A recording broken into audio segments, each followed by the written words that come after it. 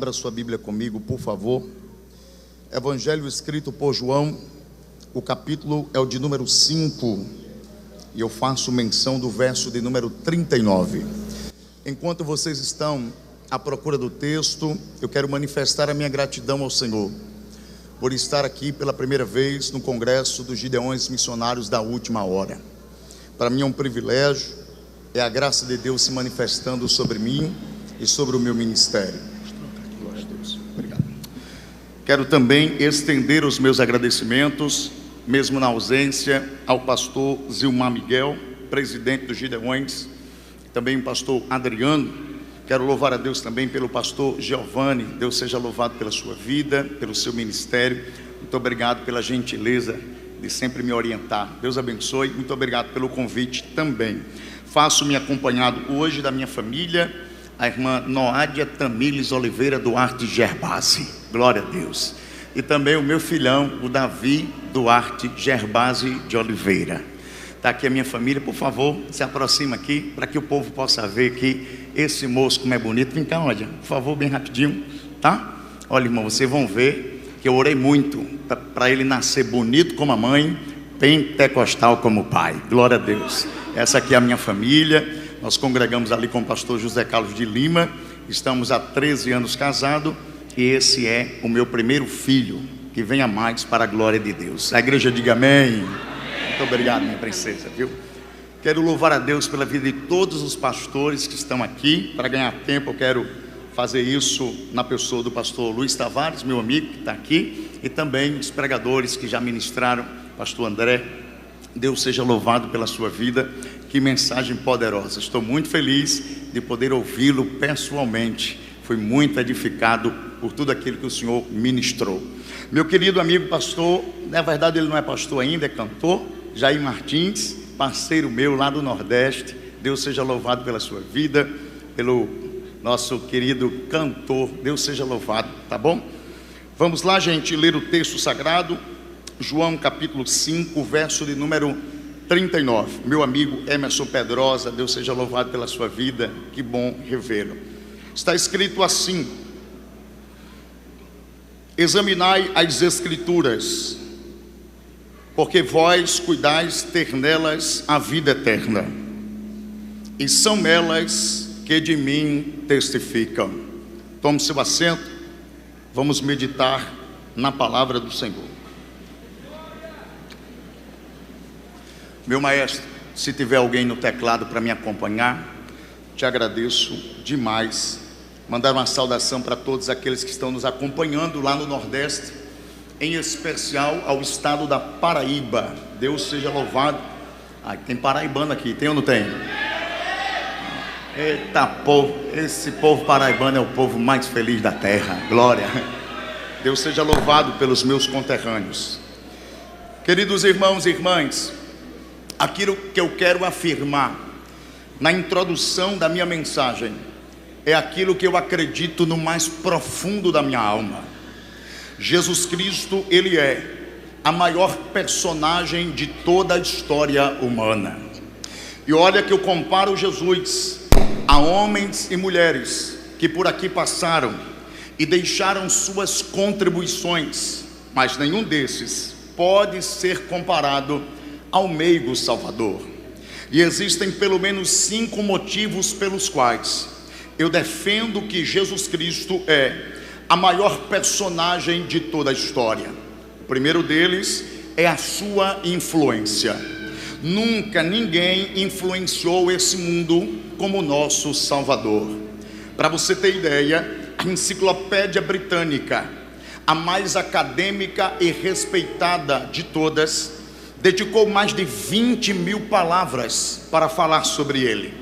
Nem Aristóteles, Sócrates, Platão, Alexandre o Grande, Júlio César, Buda, Confúcio, Maomé ou Napoleão Bonaparte tiveram tanto espaço assim. Ainda falando sobre o quesito influência, Jesus Cristo é a pessoa que tem mais livros escritos no mundo. Apesar dele não ter escrito nada do seu próprio punho, pessoas do mundo inteiro, escritores do mundo inteiro, escreveram sobre sua personalidade, sobre o seu caráter, sobre suas obras e também os seus feitos. E para fechar agora o quesito influência, até mesmo o nosso calendário ocidental é marcado por antes e depois da sua chegada. Jesus é a pessoa mais influente que passou nessa história. O segundo motivo que faz de Jesus a maior personagem de toda a história é a sua sabedoria. Seus ensinos jamais foram contestados ou envelheceram. Ele ensinou com maestria a leigos e a mestres, com profundidade e clareza, a ponto dos soldados romanos, ao ouvirem ele pregar, desistirem da missão de prendê-lo, com a seguinte justificativa: ninguém jamais falou como este homem fala. Jesus Cristo, ele é a própria sabedoria. O terceiro motivo que faz de Jesus a maior personalidade de toda a história é o seu caráter. Jesus é o homem perfeito que por aqui passou. Todos que aqui passaram, eles tiveram o privilégio de viver e acabaram falhando uma hora ou outra em sua trajetória. Até mesmo os nossos heróis da fé. Noé se embriagou, Davi adulterou, Moisés cometeu um assassinato, mas com Jesus é diferente. Está escrito na palavra que em tudo ele foi tentado, mas ele não pecou, ele não falhou, ele se manteve puro diante de Deus e diante dos homens. Por isso ele é o homem perfeito que por aqui passou. O quarto motivo que faz de Jesus a maior personagem de toda a história é o seu poder. O que Jesus fez e faz, ninguém jamais fez, ninguém jamais fará. Ele curou a cegos, aleijados, surdos e mudos. Ele expulsou demônios e até mortos ele ressuscitou. Seu poder é inigualável. O quinto motivo que faz de Jesus a maior personagem de toda a história é porque ele é o único a enfrentar a morte e vencê-la. Todos que por aqui passaram, quando encontraram a morte, acabaram falhando, acabaram sucumbindo ao seu poder. A morte os venceu, mas com Jesus é bem diferente. Jesus morreu, mas ao terceiro dia, quando as mulheres foram até o sepulcro, discutindo quem vai remover a pedra, quando elas chegaram lá, tiveram uma surpresa: a pedra já estava removida, o sepulcro já estava vazio, e o anjo bradou com a resposta dizendo: por que buscai o vivente entre os mortos? Ele não está aqui, ele já ressuscitou. Jesus está vivo, à destra de Deus o Pai, olhando para esse pavilhão aqui nesta noite, dizendo: o que queres que eu te faça? Sou teu amigo, sou teu companheiro, sou teu ajudador, jamais te abandonei, nem vou te abandonar. E nesta noite Deus tem uma bênção para todos nós. Quem pode levantar a mão e dar um brado de glória a Deus aqui nesse pavilhão? Pois bem, este Jesus, que é a maior personagem de toda a história, ele também é o centro da obra missionária.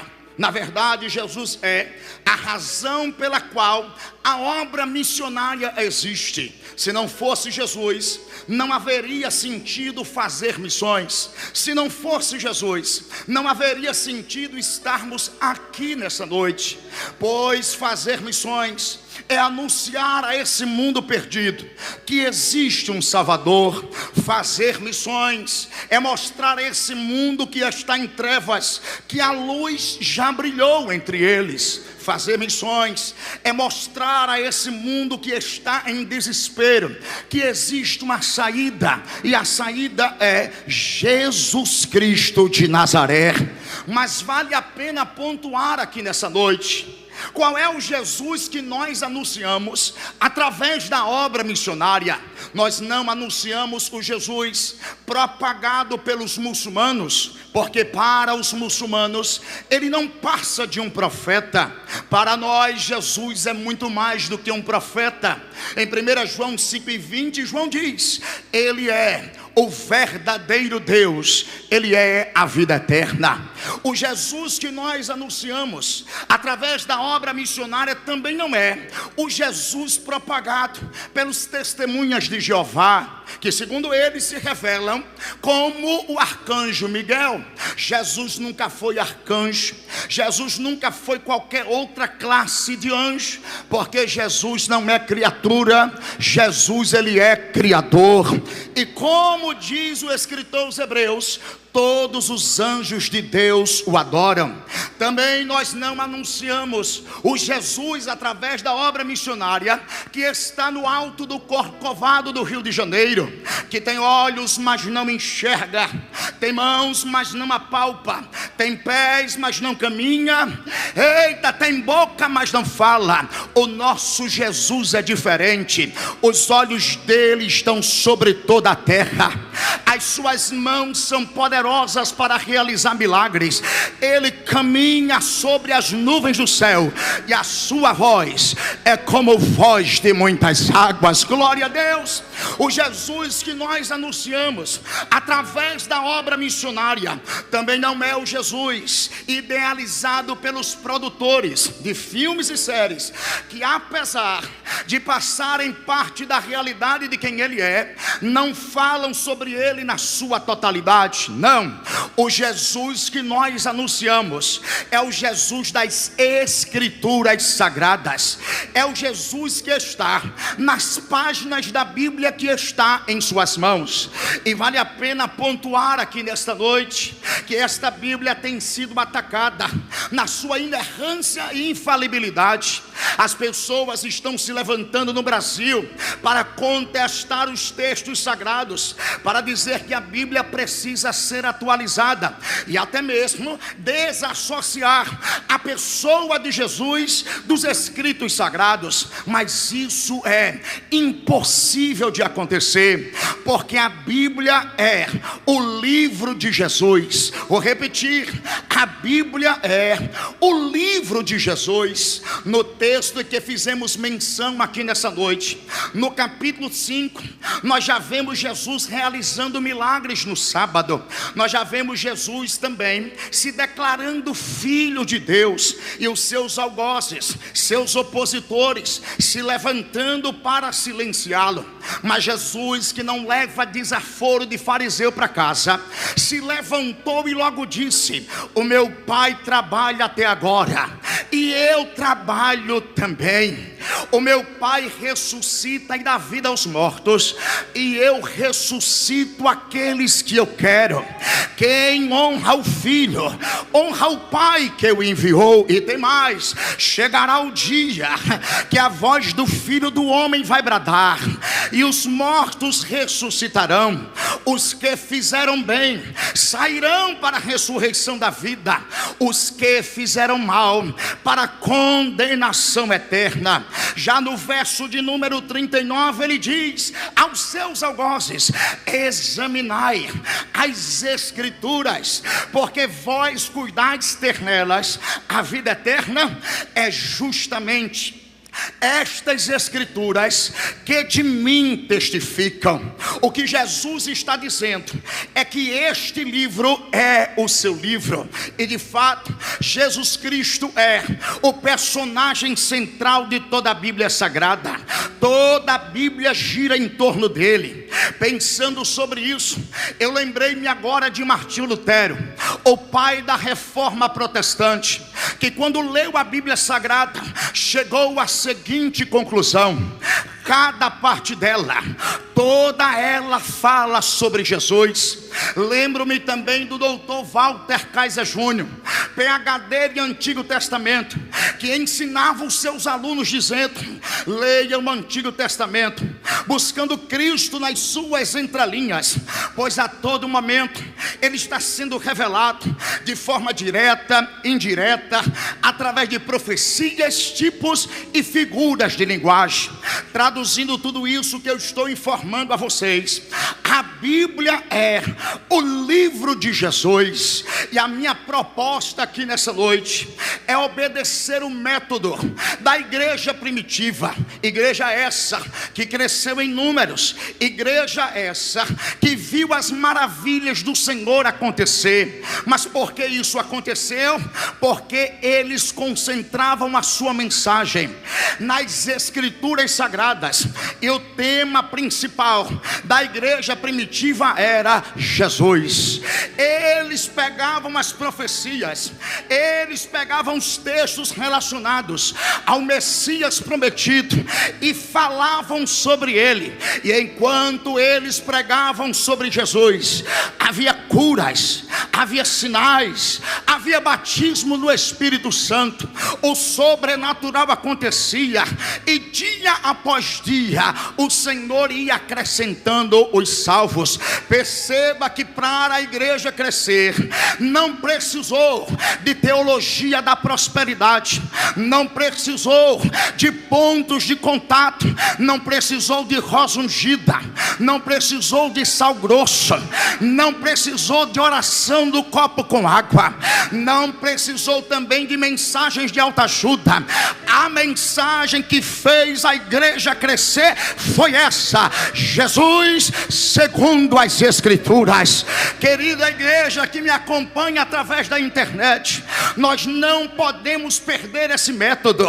A igreja brasileira vai crescer saudável quando a gente trouxer novamente Jesus para as nossas tribunas. São muitas mensagens, queridos irmãos, que não edificam. São muitas mensagens, irmãos, que massageiam o ego, mas não produzem espiritualidade. São muitas mensagens hoje pregadas no Brasil que só traz euforia, mas não traz transformação. Mas hoje eu vim pregar o Cristo das Escrituras Sagradas. Hoje eu vim falar do Jesus da Bíblia. Eu sei, queridos, que na mente de muita gente essa mensagem não traz mais ibope, mas eu não sou apresentador de televisão para estar preocupado em dar ibope.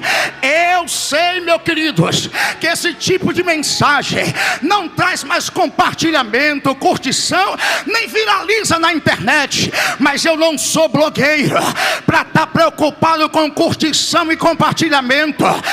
Eu sou o arauto de Jesus Cristo hoje aqui. Queridos, pastor André, o arauto é uma figura do mundo antigo, e esta figura trabalhava para o rei e tinha como responsabilidade sair pelo reino anunciando em voz alta aquilo que o rei queria transmitir. Mas o arauto não falava o que queria, o arauto não dizia o que queria, o arauto falava aquilo que o rei manda. E eu vim da Paraíba, queridos, não falar o que quero, não pregar o que quero, pastor Lorinaldo. Eu vim aqui com o arauto, e Jesus mandou eu abrir a boca agora e dizer: diga quem eu sou para os gideões missionários da última hora. Só quem veio adorar esse Jesus, levante a mão para o céu, por favor. Dá para abrir a boca por 5 segundos. Glória a Deus.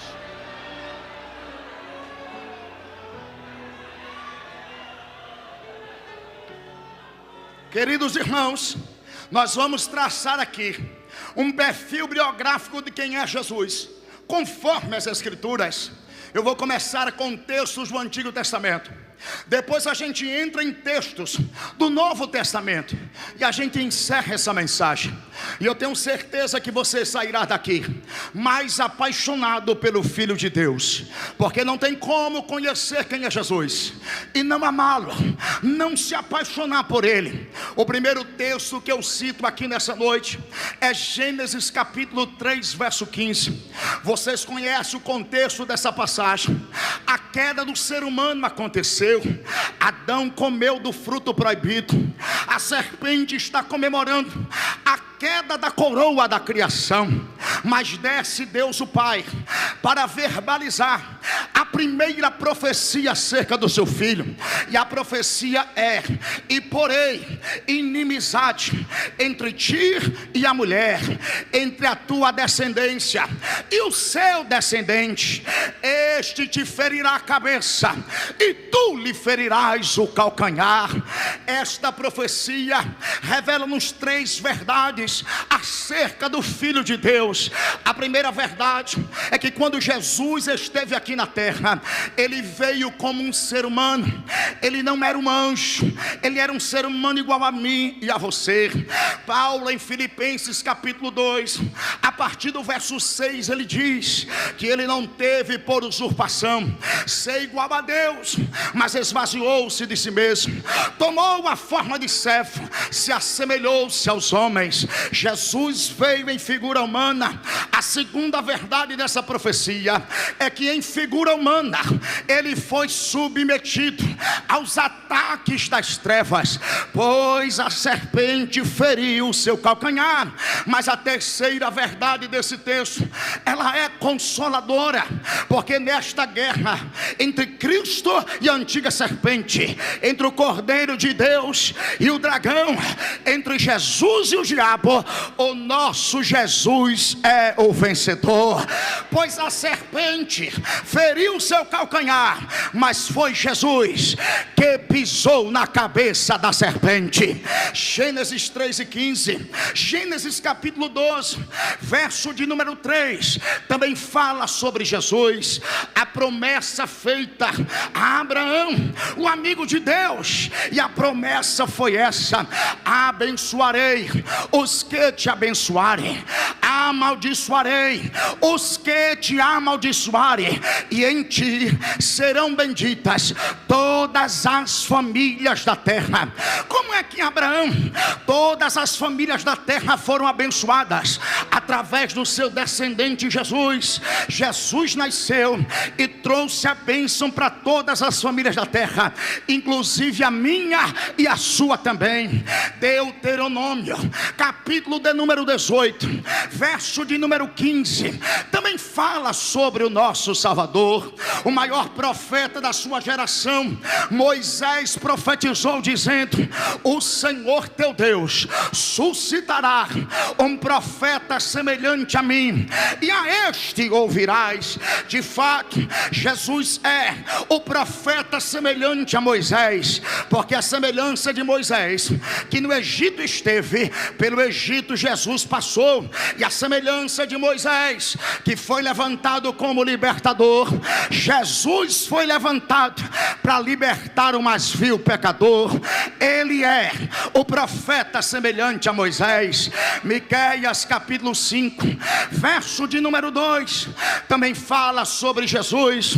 E tu, Belém Efrata, pequenina dentre as de Judá, de ti sairá o rei que reinará em Israel. Esse texto já apontava para a cidade que seria berço da chegada do Salvador do mundo, a pequena cidade de Belém, como de fato aconteceu. Zacarias capítulo 9, verso de número 9, também fala sobre Jesus.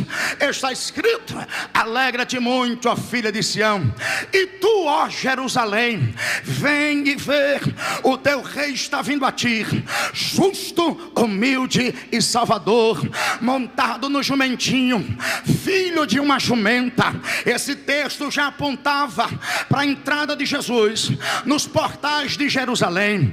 Essa entrada não seria feita em carruagens reais, apesar dele ser rei dos reis, senhor dos senhores. Ele se assentou no lombo de um jumentinho, filho de uma jumenta, para ser ovacionado pelos seus discípulos. Mas é no livro do profeta Isaías que nós encontramos as profecias mais esclarecedoras sobre Jesus. Não é à toa toa que Isaías é chamado dentro da teologia de profeta messiânico, porque o que ele profetizou, o que ele falou acerca de Jesus, nenhum outro teve a capacidade de falar. Ele falou sobre o seu nascimento, ele falou sobre os seus atributos, ele falou sobre a sua missão, ele concluiu com o seu triunfo acerca do seu nascimento. No capítulo 7, verso 14 está escrito: portanto, o mesmo Senhor vos dará um sinal, eis que uma virgem conceberá e dará à luz a um filho, e o seu nome será Emanuel, que traduzido é Deus conosco. Esta profecia narra-nos como o Filho de Deus chegou a esta terra, não através da relação natural do homem com a mulher, mas sim pela ação do Espírito Santo no ventre de uma santa mulher chamada Maria. Isaías capítulo de número 9, verso de número 6. Para mim, esse é um dos textos mais belos do Antigo Testamento. Olha o que Isaías diz: porquanto um menino nos nasceu, um filho se nos deu, o principado está sobre os seus ombros, e o seu nome será Maravilhoso Conselheiro, Deus forte, Pai da eternidade e Príncipe da paz. Mas é no capítulo de número 53 que Isaías tem a visão mais dramática acerca de Jesus. Ele vai falar da sua morte, aproximadamente 740 anos antes do seu nascimento. E a profecia inicia-se da seguinte forma: porque foi subindo como renovo perante ele, como raiz de uma terra seca, não tinha aparência nem formosura, e olhando nós para ele, nenhuma beleza víamos para que o desejássemos. Era desprezado, o mais indigno entre os homens, homem de dores, experimentado nos trabalhos, e como um de quem os homens escondiam o rosto. Era desprezado e não fizemos dele caso algum. Verdadeiramente ele tomou sobre si as nossas enfermidades, as nossas dores levou sobre si, e nós o reputamos por ferido de Deus e oprimido. Mas ele foi ferido pelas nossas transgressões, moído pelas nossas iniquidades. O castigo que nos traz a paz estava sobre ele, e pelas suas pisaduras nós fomos sarados. Onde é que cumpre-se esse texto? É literalmente na cruz. É na cruz que ele é o mais indigno entre os homens, porque ele está crucificado entre dois ladrões. É na cruz que ele perde sua beleza, ele perde a sua formosura, porque ele está despido das suas vestes, ele está desfigurado pelo azorrague que batia no seu corpo, arrancando-lhe as peles, mostrando-lhe os ossos. É na cruz que ele perde a sua beleza e a sua formosura, porque na sua cabeça não está a coroa real, e sim a coroa de espinhos. É na cruz que ele perde beleza e formosura, porque ele está pregado com pregos de 5 polegadas. Mas todo esse sofrimento que eu estou narrando tem uma causa, Gideões, e esta causa não está nele, esta causa está em mim e está em você. Verdadeiramente ele tomou sobre si as nossas enfermidades, as nossas dores levou sobre si. Ele foi ferido pelas nossas transgressões, moído pelas nossas iniquidades. Sabe o que Isaías está dizendo aqui nesta noite? É que ele tomou a nossa culpa, assumiu a nossa culpa, morreu a nossa morte. Mas eu tenho uma boa notícia aqui nessa noite: ele também nos deu vida, e vida com abundância.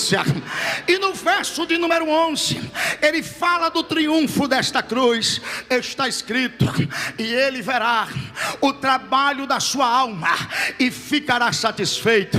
E ele verá o trabalho da sua alma e ficará satisfeito.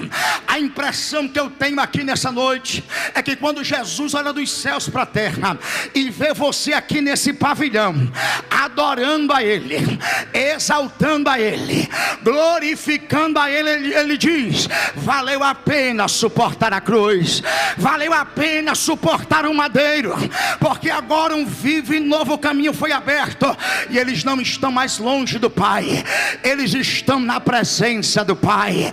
Quem já está bem pertinho do Pai, levante a sua mão e glorifique a Deus. E eu quero afirmar aqui nessa noite, olhando para Isaías capítulo 53, que a cruz não é a nossa derrota, a cruz é a nossa vitória. Diga para quem está perto de você: a cruz é a nossa vitória. Oh, louvado seja o nome de Jesus. Eu me lembro agora de um livro que eu li chamado A Cruz de Cristo, de John Stott. John Stott, escrevendo sobre a cruz, ele disse: sem o sacrifício da cruz jamais haveria cristianismo. E se a cruz não for o centro da nossa religião, a nossa religião não é a de Jesus. Sabe o que Stott quer nos ensinar aqui nessa noite? Que todo o poder que emana dentro do cristianismo vem da cruz. Somos salvos por causa da cruz, somos curados por causa da cruz, somos libertos por causa da cruz, somos templo e morada do Espírito Santo, porque o Filho de Deus foi morrer na cruz por nós. Vocês já conhecem a história. Antes da cruz, o Espírito de Deus descia sobre algumas classes de pessoas, capacitava essas pessoas, usava essas pessoas, mas não habitava nessas pessoas. Mas quando Cristo sobe e dá o brado de consumação, o véu do templo de alto a baixo se rasga. A separação que havia entre nós e Deus, ela deixa de existir, porque agora Jesus recebe o direito de doar a presença contínua do Espírito Santo à sua igreja. Ei, deixa eu dizer o que aconteceu. O Espírito, depois da cruz, desceu sobre a igreja, não apenas para capacitar a igreja, usar a igreja, mas para fazer da igreja seu templo e a sua morada. Quem tem o Espírito dentro de si, levante a sua mão e glorifique a Deus. Vamos correr por causa do tempo. Vamos entrar agora nas páginas do Novo Testamento. Quem é Jesus nessas páginas? Eu vou começar com as 4 versões do Evangelho. A primeira versão é a versão de Mateus.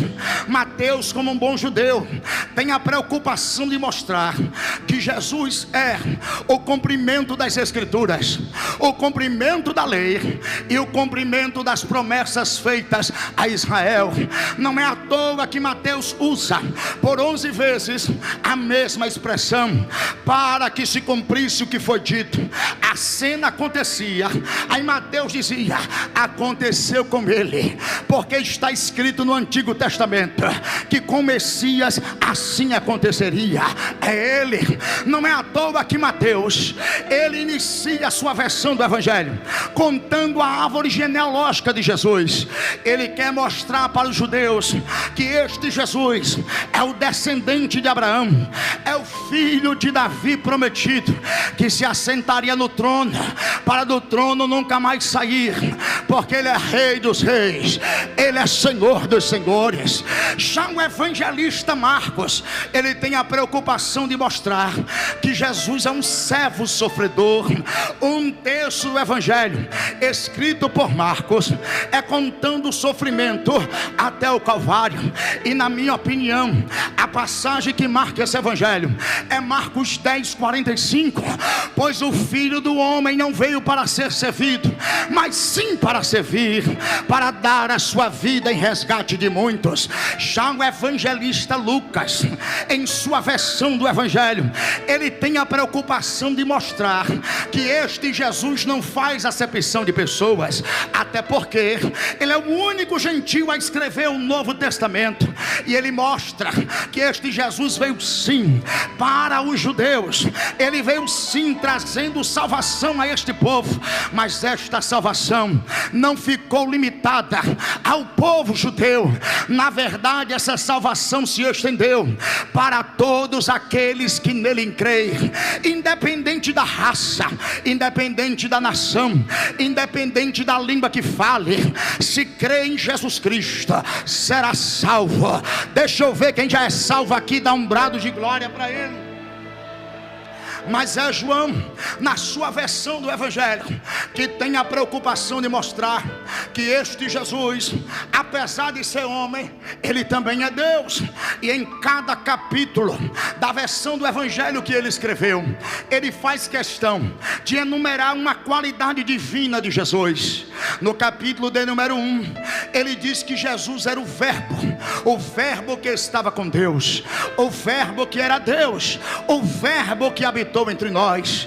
No capítulo de número 2, ele é descrito como operador de sinais, aquele que transforma água em vinho, para que um casamento não acabe e uma família passe vergonha. No capítulo de número 3, ele é um mestre divino, que ensina ao mestre de Israel que é necessário nascer da água e do Espírito, porque senão nunca veria Deus. Já no capítulo de número 4, ele é o eu sou o que sou. E no 5, Diego, no 5, ele é o médico dos médicos, capaz de curar alguém que há 38 anos está esperando pelo seu milagre. No capítulo de número 6, ele é o pão da vida que sacia a nossa fome. No capítulo de número 7, ele é a água que sacia a tua sede. E no 8, Diego, no 8, ele é a verdade que liberta. Está escrito: e conhecereis a verdade, e a verdade vos libertará. Se verdadeiramente o Filho vos libertar, vós sereis livres. Onde estão os livres aqui nessa noite? No capítulo de número 9, ele é a luz do mundo, e quem lhe segue jamais andará em trevas. Já no 10, ele é o bom pastor que dá a vida pelas suas ovelhas. E no 11, ele é a ressurreição, ele é a vida. Quem crê nele, ainda que esteja morto, viverá. No capítulo de número 12, ele é o rei de Israel. Mas já no 13, ele é o servo que lava os pés dos seus discípulos. E no 14, ele é o caminho, ele é a verdade, ele é a vida. Ninguém chega ao Pai se não for por ele. No capítulo 15, ele é a videira verdadeira. No 16, é o doador do Espírito Santo. No 17, é o intercessor dos gideões missionários da última hora. No 18, é o servo que sofre. No 19, é o Salvador crucificado. E no 20, Diego, é o Salvador ressuscitado. Levante a mão que eu vou profetizar. E no 21, Diego, ele é o Deus da segunda chance. Este é Jesus. Este é Jesus. Se eu fosse você, eu abria a boca. Se eu fosse você, eu adorava ele. Se eu fosse você, eu glorificava Jesus aqui. E me desculpe se eu frustrei a tua expectativa, mas eu não vim nessa noite entregar a chave de carro nem de casa. Vai trabalhar para conquistar, mas eu estou falando do dono da chave, que abre e ninguém fecha, que fecha e ninguém abre. Eu vim falar de Jesus aqui nessa noite. E que me desculpe hoje, Jair, se tem algum muçulmano assistindo, porque ele é o profeta maior do que Maomé. Que me desculpe hoje, os hinduístas, Mahatma Gandhi não chega aos seus pés. Que me desculpe hoje, os budistas, ele é mais sábio do que Buda. E se tem algum espírita assistindo, Allan Kardec não chega aos seus pés. Ele é a brilhante estrela da manhã, ele é a raiz de Jessé, ele é o alfa, ele é o ômega, ele é o princípio, ele é o fim, ele é Jesus. Deixa eu ver quem veio adorar Jesus. Isso, pavilhão, abra a boca pra...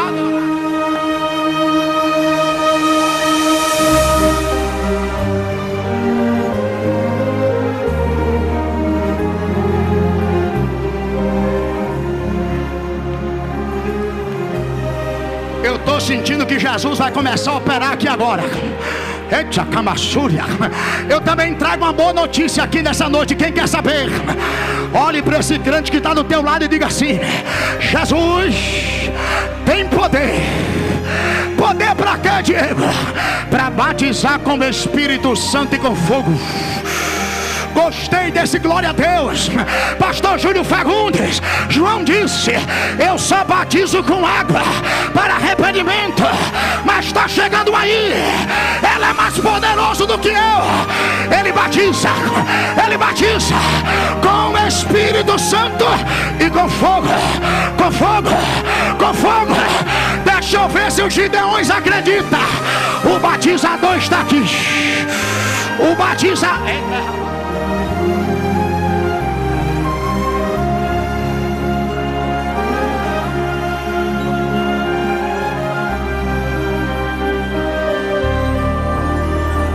Vai pegar fogo esse negócio agora.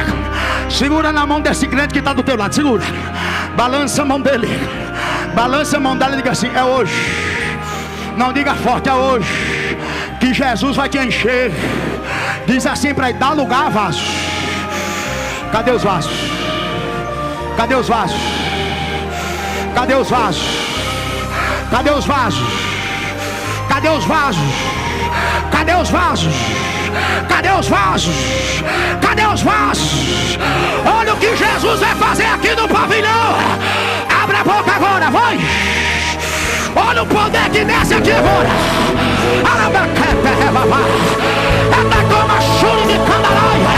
Jesus ainda batiza com o Espírito Santo. E só quem acredita, joga essa mão pra cima.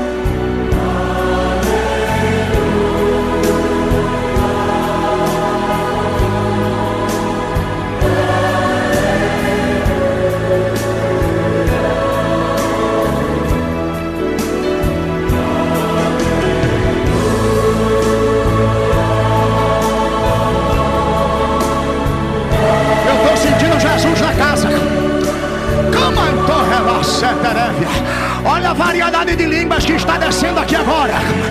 Olha a variedade de línguas que está descendo aqui agora. Você chegou aqui fraquinho, mas vai sair daqui cheio. Você chegou aqui vazio, mas vai sair com o ministério renovado. Sejam cheios. Pega essa glória aí, vai. Só quem está sentindo, abra a boca agora para adorar a Jesus.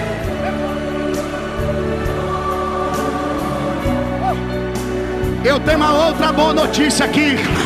Quem quer saber, diga glória a Deus. Olhe para quem está ao seu lado e diga: Jesus tem poder para curar enfermidades. Amasséria, aramacamaraia. Pedro disse: eu não tenho prata, eu não tenho ouro, mas o que eu tenho eu te dou agora. Em nome de Jesus, seja curado. Levanta, anda, anda, anda. Jesus ainda cura. Jesus ainda desentope veia. Jesus ainda endireita a coluna. Revácia. Só quem acredita que ele está aqui para curar, joga essa mão para cima. Dá o melhor glória.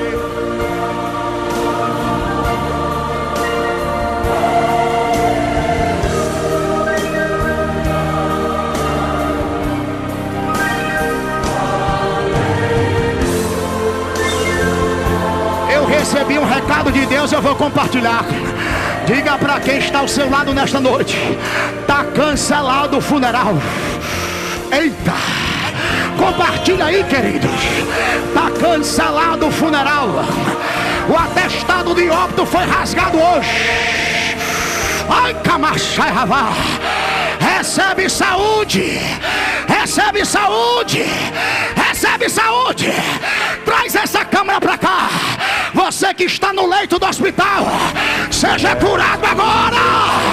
Levanta dessa cama. Recebe.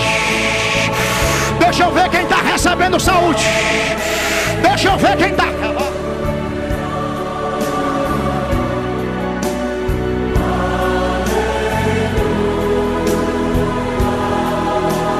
Já tem gente aqui de joelho. Olha que coisa linda. Olha que coisa linda. Abacharabá, Amanuvia-fá.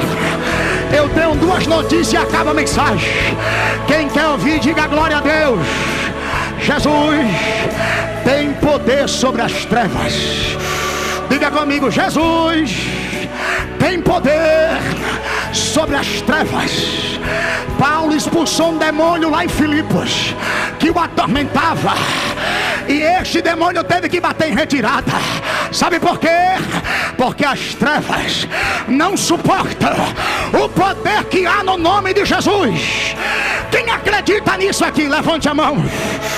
Não levante a mão lá em cima, que eu saí da Paraíba para dar lugar. Escuta essa: vai morrer o feiticeiro, o terreiro vai fechar, quem mandou fazer a feitiçaria vai pagar o preço, mas sobre você toda ferramenta preparada contra ti não vai prosperar. Tem livramento, livramento, livramento. Eu vou deixar você adorar.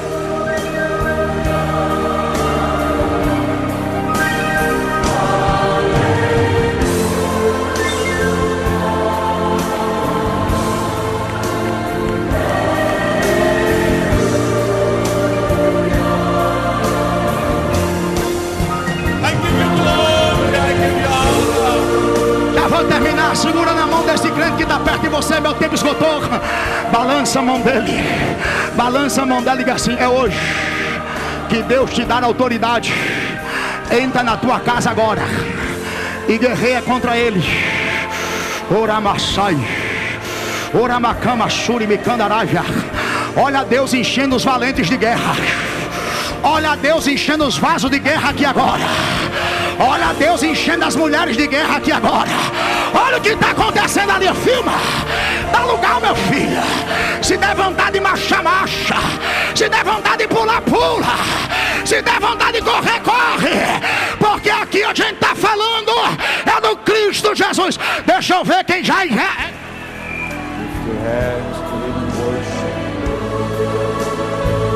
Escolha alguém que está perto de você. Dá um abraço nesse alguém agora e diga para ela: você vai vencer. Você vai vencer. Você vai vencer. Você vai vencer. A seta que jogaram contra o teu ministério, Jesus está quebrando hoje e está dizendo: recebe renovo. Recebe renovo. Deixa eu ver quem está recebendo. Cadê os vasos que estão nessa casa? Cadê os...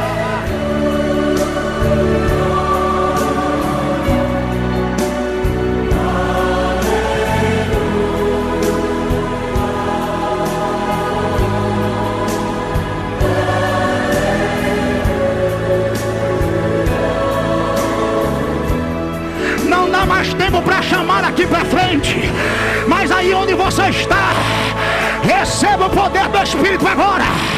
Receba a glória agora. Eita, já estou na autorização aqui. Vai recebendo. Vai recebendo. Cadê os vasos da marcha? Arameco revácia.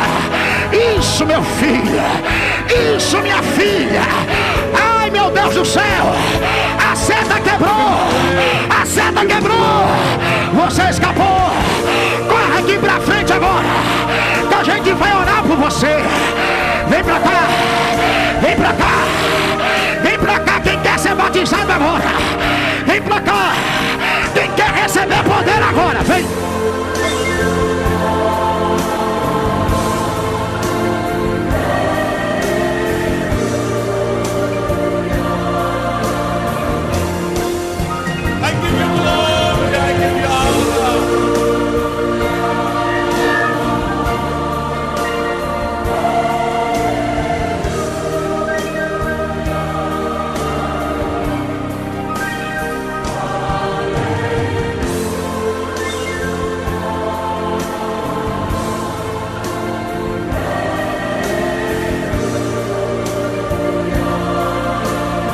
Quem veio adorar Jesus? Quem veio adorar Jesus? Quem veio adorar? Quem veio adorar Jesus? Quem veio adorar Jesus? Quem veio? Levante a mão para cima agora. Levante a mão para cima. Faz agora o barulho que o diabo odeia. É machura macandaraia. Dá para abrir a boca, pavilhão, e gritar glória a Jesus. Vai, Emerson.